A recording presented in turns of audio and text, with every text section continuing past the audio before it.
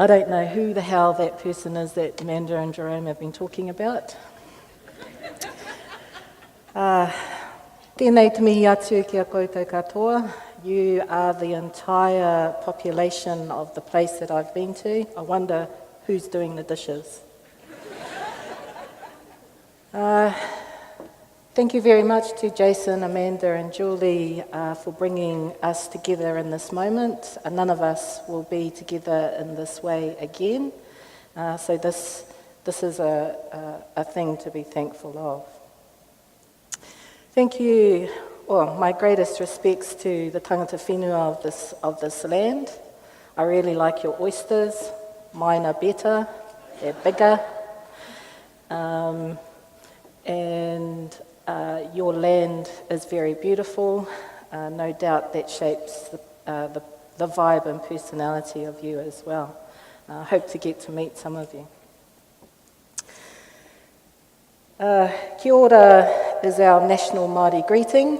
Ora means wellness and balance. With wellness and balance, one gets to experience harmony. Kia means from me to you. So kia ora means may you have wellness and balance in your life so that you may live with harmony. The rest of New Zealand have taken over our meaning of kia ora, and most of them just use it to mean hi. You can choose which one you prefer. I really love this idea of an unConference. I'll have to start going to more of them. My name is entirely irrelevant. It's Kirsti Luke. You need not burden your memory with remembering it. In the spirit of more uns, it is undeniable that you and I hold something in common. You and I choose to be interested in the future, and we refuse to be hopeless to it. You and I dream about a fairer, kinder, and more proudful future. And we may ask ourselves, what do we need to do to deserve that?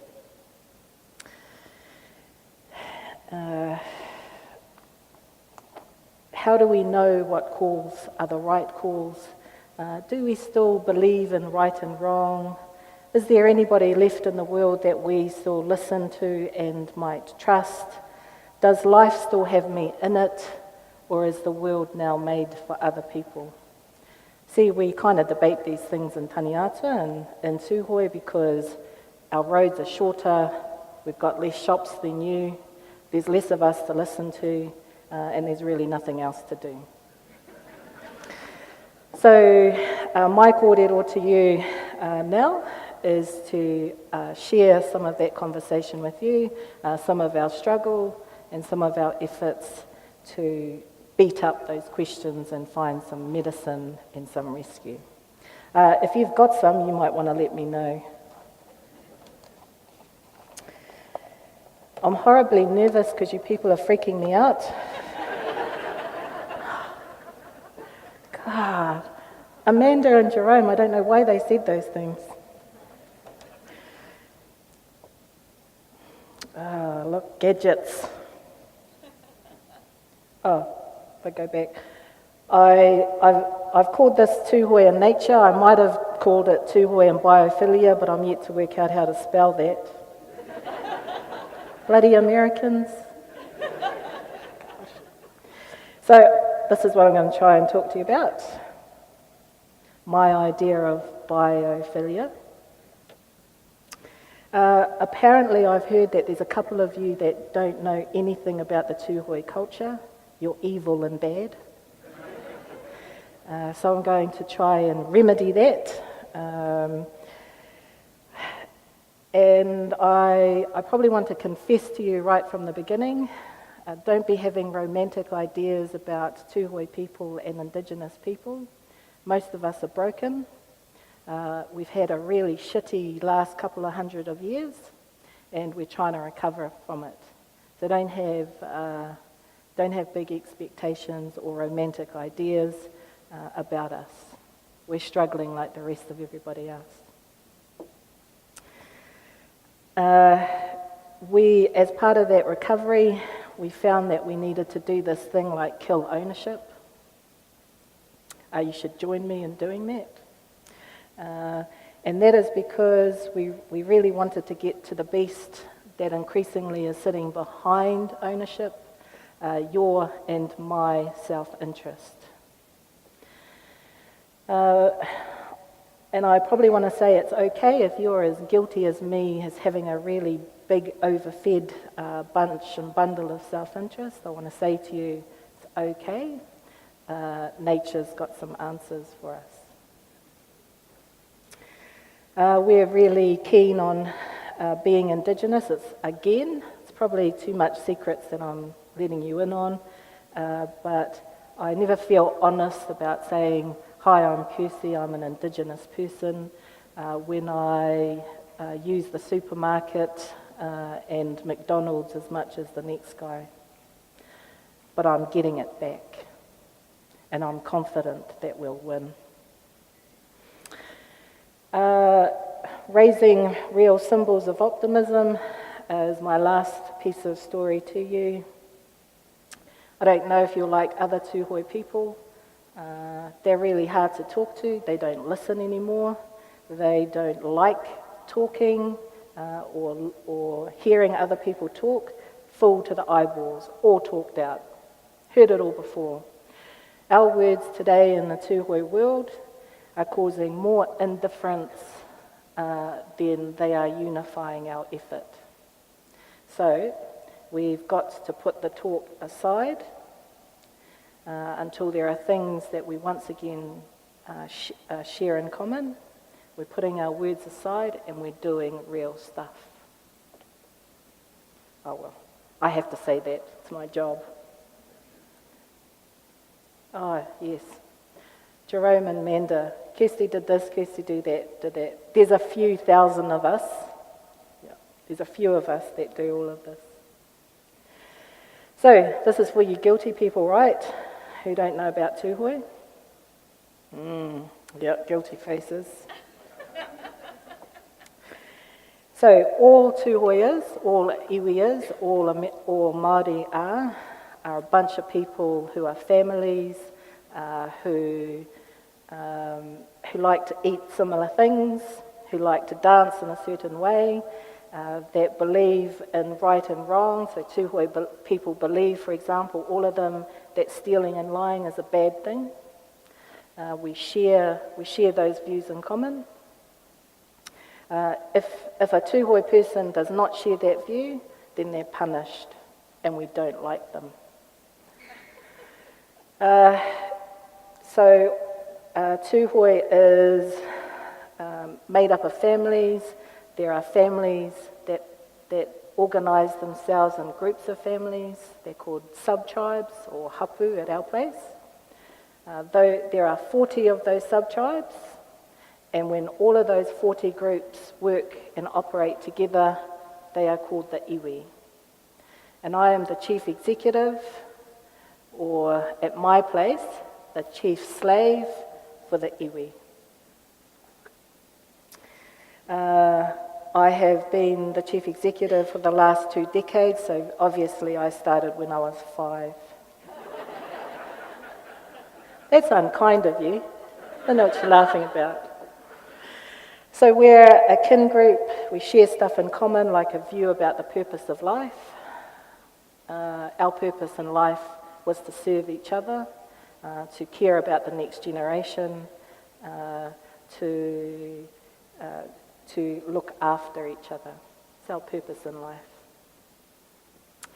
And therefore, because we all share that view, we therefore have a quality, a view about the quality of how we should live it.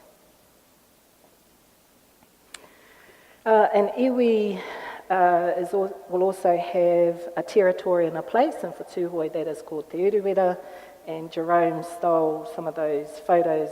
I don't know where, I'll have to get them off him. And so in that place, an iwi will have influence over some of the resources, but also will feel responsible for the people and the communities and the lands which live in that territory. The other way that you can tell a iwi is that we all have a distinct language. I don't know where you guys get your language from, but all iwi will get it from the environment and the nature that they live in. So I was going to tell a story. I don't know if I've got time, and I certainly don't have permission to tell it. But my best friend and chairman, he was telling me about when he was a university graduate, you know, when you're all-knowing and you know everything about the world, you've solved the world's problems, made a few of your own. His elders took him into the bush, decided to give him a lesson or two, chop, you know, that self-interest thing, tame it down a bit, and they left him in the bush to get lost. And he was encouraged for his Masters of Anthropology to help him out. It was no help. He was lost. Darkness came. He could not see anything. He could not perceive or conceive of anything. He hid under some branches for some warmth, and the sound of a cricket freaked him out. And this big guy, full of university honour, was made smaller than a cricket. And so, if you were to ask me my meaning of the word fear, if you were to ask me my definition and interpretation of the word darkness, of humility, that's where the Tūhoe people derive their language. That is just one of the ways that nature shapes us to be who we are. And that's why language in all of its varieties and diversity should be celebrated, because it speaks to the connection that you have with the land. Coasty people, water people, quite different from bush people, you know. Far too soft, a little bit flighty, you know. You can always tell water people and bush people. Or you can certainly tell the town ones. Like Aucklanders from Jerome. So there's nothing really magic about culture. We're all kind of freaking out about it these days, but they are just the habits and behaviours that we share and practice, and we celebrate because they tell us who we are. Then I've got a short clip that will do, just to give you a better sense of place about Tūhoe.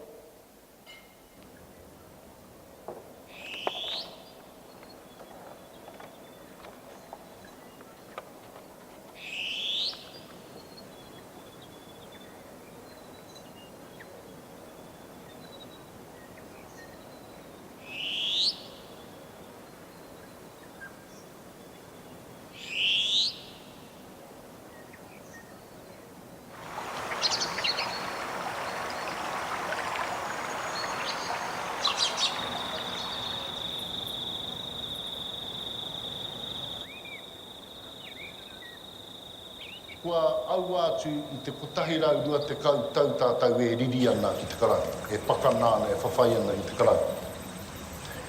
Kāre anō I wikitōria te karaunga, kāre anō tātou wikitōria. Engari, e hia whakatipuranga o Ngāi Tūhoe e māmau ana, e noho riri ana, e pakanāna tātou ki te karau. Tērā pēr kua tei te wai ai nei ki te whakatau, ki te whakamoe I nā patu, ki te whakatau I tētahi kōrero, e anga whakamua I tātou, he mea ua tēnei, e no te mea koe taho Tūhoe nā I whānau riri mai kai te hia whawhai tonu mo ake tonu atu. Koe tahi nā, kai te tisiro ki nā tamariki mokopuna, ki a tītoko hia ke he ao hauke. Nā kupu o roto I nā kōrero rangatira. Let these words guide our way to a greenstone door, he tatau paunanga, which looks back on the past and closes it, which looks forward to the future and opens it.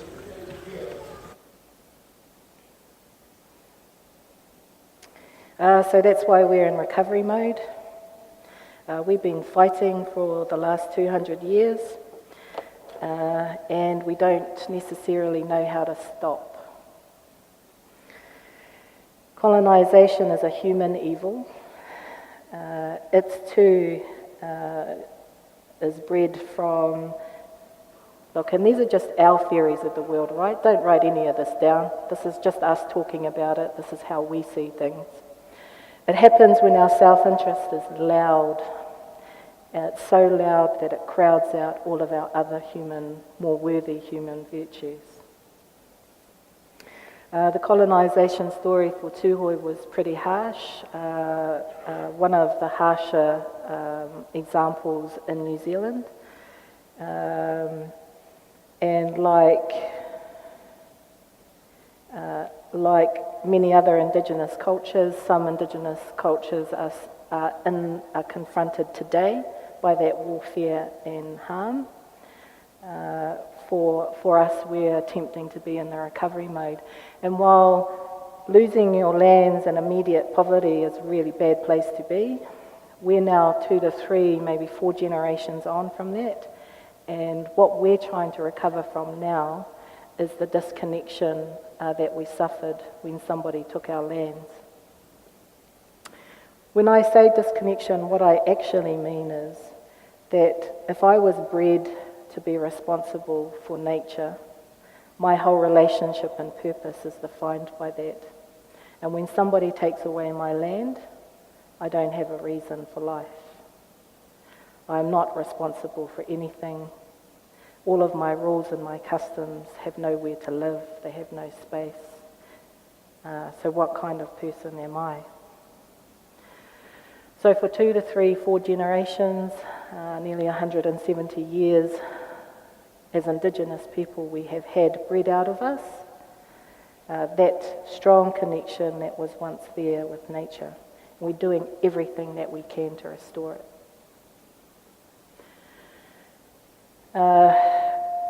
One of the evils of colonisation, besides being starving and very poor, is that part of that disconnection severs you from being connected to everything around you, and it turns your land and your environment into real estate, leaving us bereft for 170 years. So this is where my job comes in. It's for sale, by the way. This is what bereft means. This is what disconnection means. This is what life to an Indigenous person means without their land and their place. Today, I know Tūhoe families that can cope and tolerate with the idea of homelessness. We can turn TV on and we can see people without a home and without food, and we can turn that TV off and continue with our business. That is not an Indigenous view. That is a sin. Yet today, I know Tūhoe families that do that. I do that. My job is to work out how to undo that. Here's another crime. Please don't say Kirsti said this, because we try to keep up a bit of a romantic illusion about ourselves. We're starting to fear the weather. What kind of Indigenous person fears floods and storms and wants that flood and that storm to not be there? I descend from the weather. How can I be fearful of my own parents?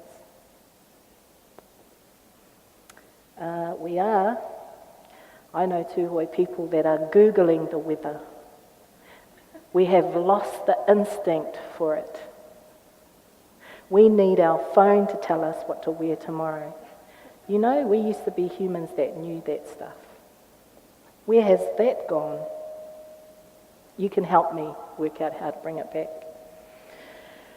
We've just lost all trust in each other. We have lost trust in our centre. We have no... We struggle now to have the will to unify. There is great difficulty in finding proof that anyone cares about me. How do I undo that? Because that's a crap way to live, right? Thinking that nobody cares about you. There's 1,000 people or something of dishes that need to be done today. Are you all sitting there thinking that nobody else in this room cares about you? Because I think you're wrong. Culture is now a scary word. Now means exclusion. But now you use culture when you want advantage and entitlement over another. Got to cut that out. It's not what it is. We feel hopeless about climate change. Mate, I am the climate. I have survived it for, I am the latest in the line of a gazillion years of people and effort. You cannot tell me that I have not evolved with every climate that has existed in the last forever. And why? Why do I wake up feeling so helpless about it? Oh, this world's scary. Doesn't have me in it. It is no longer for me a place of discovery and inspiration. Bloody ownership again. Tūhoe people are choosing ownership over duty and responsibility. Our schools, I don't know about yours, but our schools are producing economic robots. Our schools no longer know how to produce good people. Our lands are under stress like never before, and by our hand, we no longer have enough land available to feed us. So I'm the loser who has the paid role to work out how we undo this, because thinking and feeling this is not an Indigenous view. That is a description of our brokenness and the things that need to be undone.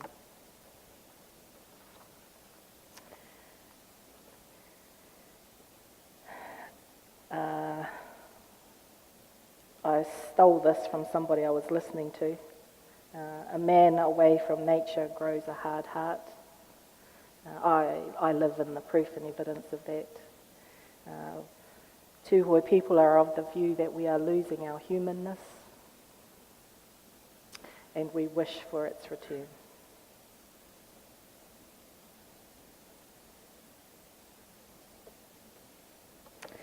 I talked to you about killing ownership, and you're going to help me do it at your place. One of the things that we did was we worked with the New Zealand government, made some friends, and we passed a law. Well, they did. I got to write some of it. We passed a law that said, from now and forever, well, you know, forever in human terms, that could be tomorrow, but anyway, for now and forever, no one ever may own Te Uru Taumatua. The Crown may not own Te Uru Taumatua, and nor may people. Te Uru Taumatua may never again be owned by humans. It's the first of its kind in the world, apparently. Didn't stop to think about that. We were busy trying to liberate our land and our place from the self-interested rules of humans. You know, when you strip the ownership stuff off and all of the motives and objectives that one has by ownership, when you remove that, you're back having a firm and close and direct relationship with nature.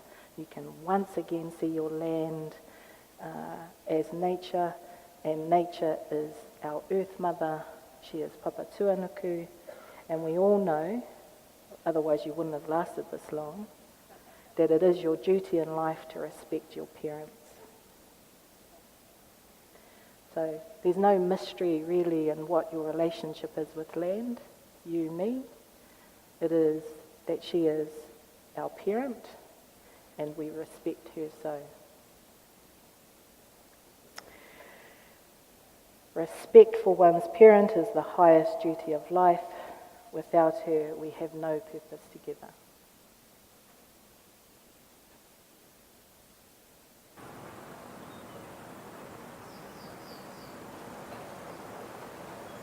And now to our feature guest this morning, who has led Tūhoe to an historic settlement with the Crown.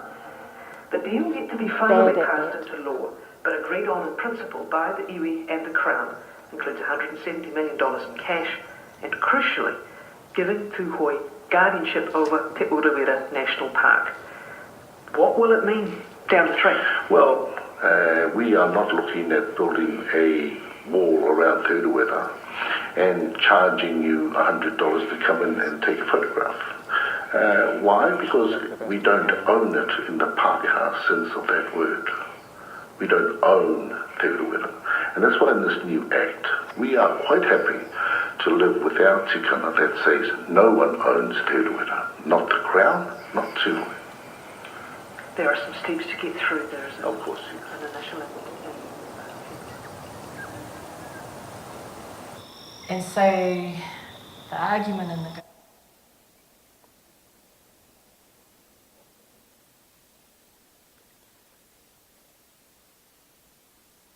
I come on and he turned it off. That was just going on to talk to you about the trouble that ownership brings, is it brings a Western view of an order of the world. Okay? So if you're the owner, you trump me. But what if I'm the guy that knows everything about that river? Okay? What if I'm the guy that's got 1,000 years of memory and I know that that it should not be that low at that time of the year?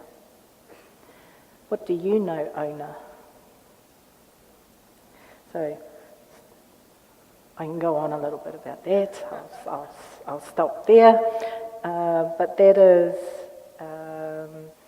the trouble that other rules have on top of yours when you did not breed them and they have not evolved from the place. They are foreign. They do not fit.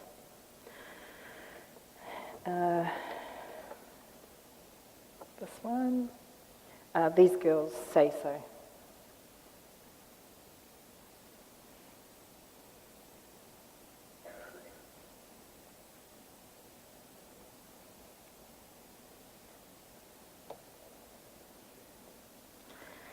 So this is the recovery part. In this recovery story, wanting to be Indigenous again. So we grab nature's principles and we bring them into our life.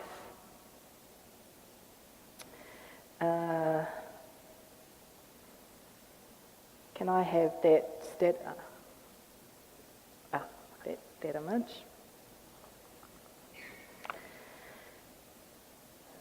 So we're surrounded by this bush. I am.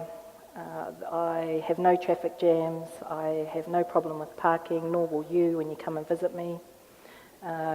This is not a one-off. I am surrounded by this environment. So how can I not have that character?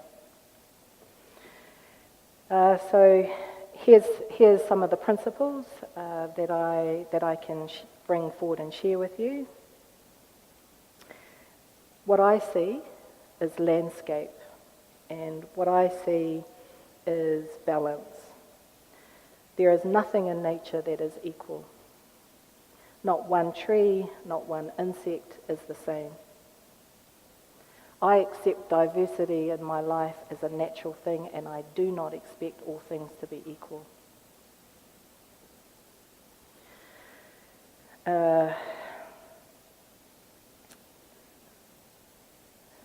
I know beauty. I don't need to turn on a TV for it. I expect it. One of the things landscape does for me is every day I am in wonder as to that tree, the relationship with that mist. I can see I am not in control of any of these things and I love it. Humans need wonder and awe in our daily life. It makes us better people. It makes us nicer and kinder to each other.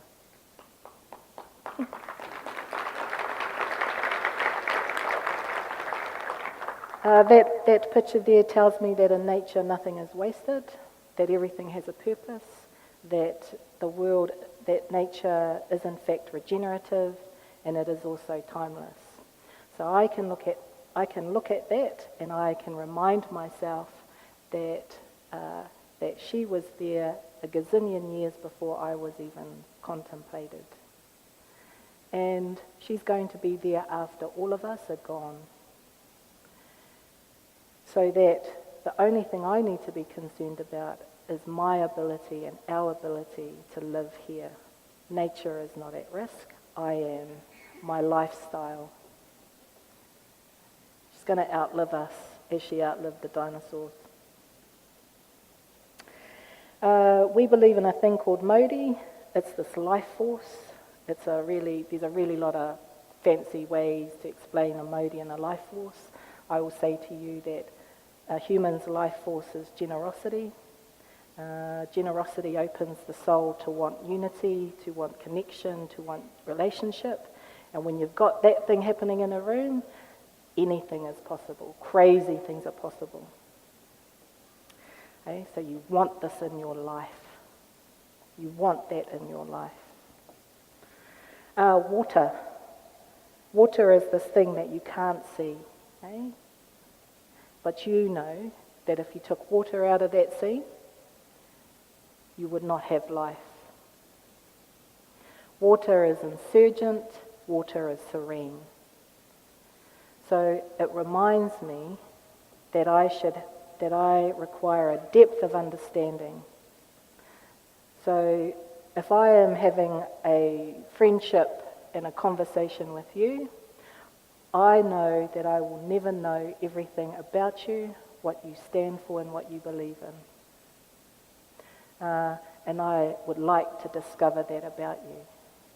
I will not take what you say to me literally. I will not take that as a judgment that represents your whole soul. That I know that you too are representative of 100 of people before you, and I will never get to know all of you. So, water, diversity, shapes in you a certain kind of respect and want for relationship. Without it, you die. We quite like the sexy new word resilience, but I think that's all it is.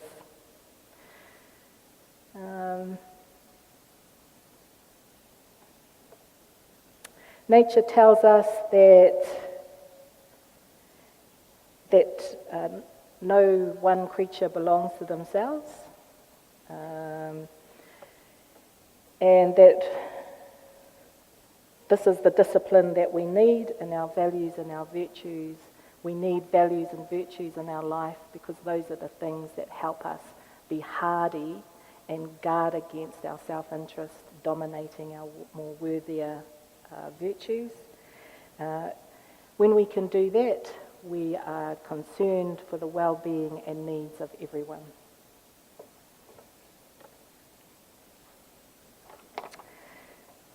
So in all that we are doing to undo all of those problems and worries and despair that we live with in our communities, and as we try our very best to be able to break that, we see all of the disciplines and all of the values alive in the nature around us. And so we try very hard to bring that onto the kitchen table at dinner time, into our structures, into our thought processes, and into the way we have relationships. But the tricky part is that you have to do it without the talking. Okay? The talking stuff is tripping us all up. It's confusing us about what is your intentions and your motives. So we have to do all of that without doing a lot of talking. Symbols of optimism are necessary in the Tūhoe community. Rather than explain to you and to describe to you the feeling of honour, I need you to practice it. I need you to feel it. I need you to share it, and I need you to grow it yourself. So pretty definitions are quite useless to me. I need examples so that you can practice it and feel it for yourself. When we can do that, we can set the right kind of human expectations in your heart and in your mind, and these are the things that help us all live within the limits that our land can provide. So I don't go around offering jobs that I don't have. I wish for you to have a sense of purpose in your life, to create a reasonable set of expectations, and to adore the place that you live in. I think that's a pretty cool life. It's certainly a life that is real. So you see, I've got to take this girl and I've got to get her to believe that she can be a Prime Minister. I don't know anyone who wants that job, but she should not feel that she can't be that. She doesn't believe that at the moment. Got my work cut out for me. I've got to take these kids and have them smiling every minute of the day.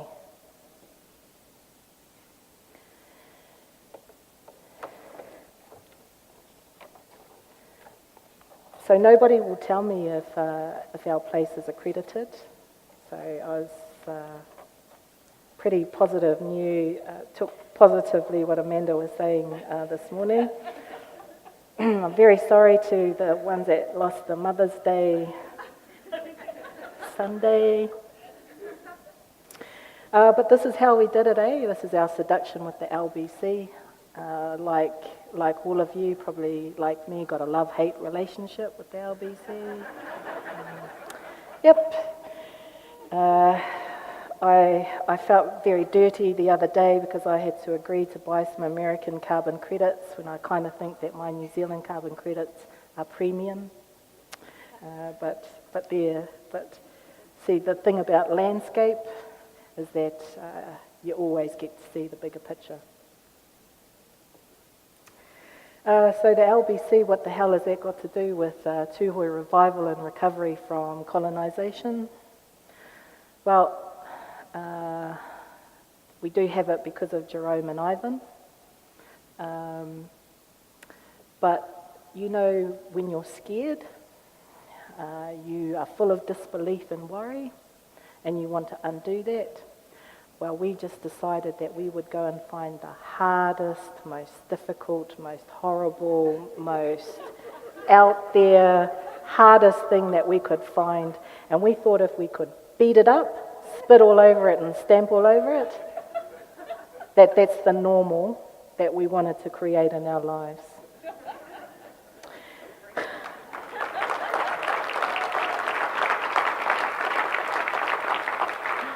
Oh, you know what I'm talking about. So we took disbelieving people. We went and found the hardest thing that we could find, but really what we were looking for, and I hope that I did a somewhat useful job of it, is we found in the LBC and in you crazy folk a shared sense of purpose, that you too believe that nature is the thing that you need in your life, and rather than just put pretty pictures of lakes and waterfalls on the walls, that actually our structures can echo nature to us. Our structures can shape and discipline us because we are in need of it. And nature is full of hardship. We should just welcome it because it makes us better people. So the LBC was that.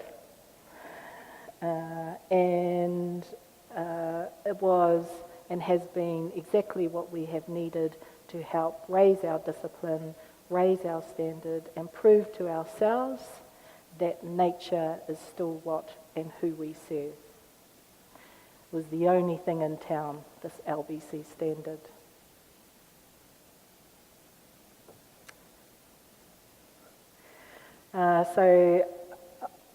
Here's just a couple of shots that I found because I hesitate to show the pretty part of the building. It's the adversity that created the discipline, that created the pride, that created the honour that matters to us more. So see that guy on that tractor, which I don't think he's qualified at all to drive. That guy never held a job in his life. That guy had never been photographed in his life. In fact, he probably would tend to want to punch you out if you got close to him. This guy, with his job and his wage, again for the first time, is he went into town and he bought a dining suite. And his kids went to school and they were proudly saying that, hey, our table and our chairs match. So small moments, small moments, they help overcome despair.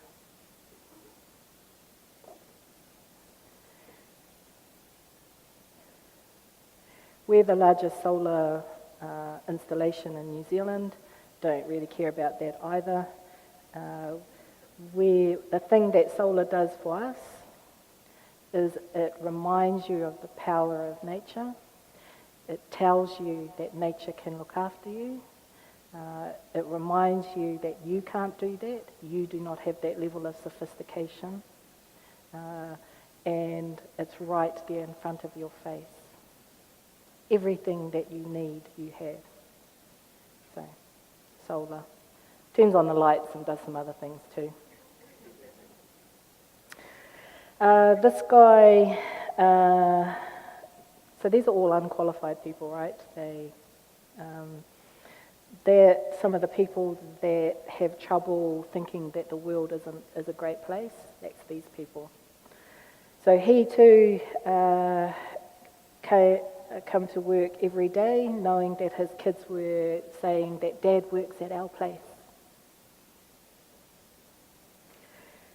These people nailed all of the nails, they put all of the timber in, and that was always going to be a worry, you know, if you were concerned at all about maths.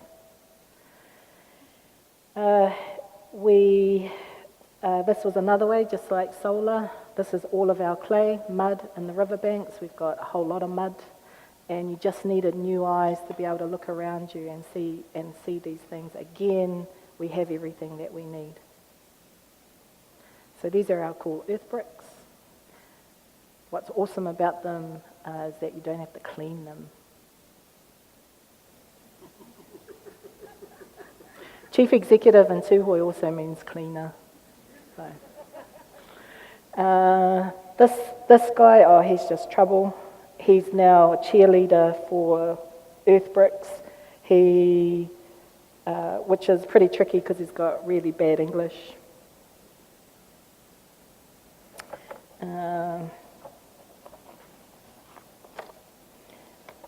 So you know, nail by nail and earth brick by earth brick, you're trying to knock out that sense of despair.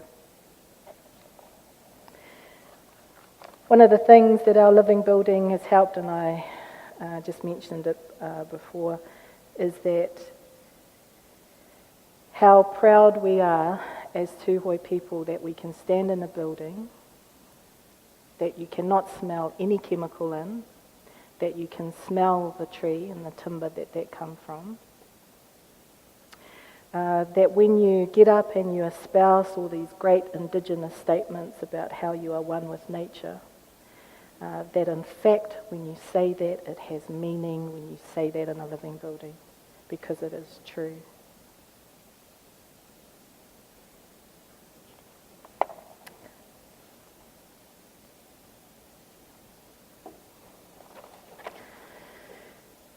Living Building Challenge connected our standards with our purpose of life. A vivacious connectedness each to the other, to community, to the land, and most importantly to the next generation. Letting our structures reinforce and admire our values and those values so that they admit behaviours that grow the same. No one needs to remember colonisation, it's unhelpful. Got to replace that story. It has helped us raise our honour, our duty, our care, and our enduring respect for our Earth Mother. And I love that you people think and feel the same way.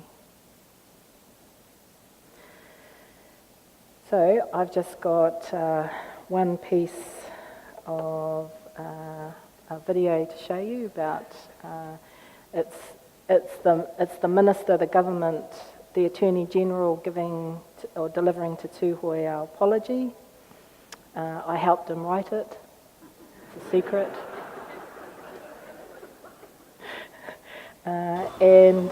Which leads into the opening of our building.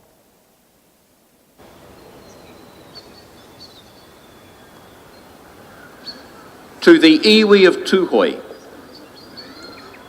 to the tipuna, the descendants, the hapu, and the whanau, the Crown makes the following long overdue apology. The Crown apologises for its unjust and excessive behaviour and the burden carried by generations of Tūhoe who suffer greatly and who carry the pain of their ancestors. Despite the hardship, Tūhoe and Tūhoetanga endure.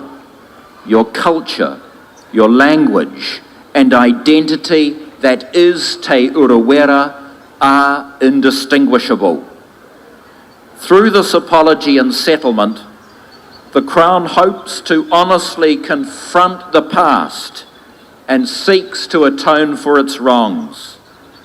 The Crown hopes to build afresh its relationship with Tūhoe and that this new relationship will endure for current and for future generations. Let these words guide our way to a greenstone door, Tātou Pounamu, which looks back on the past and closes it, which looks forward to the future and opens it.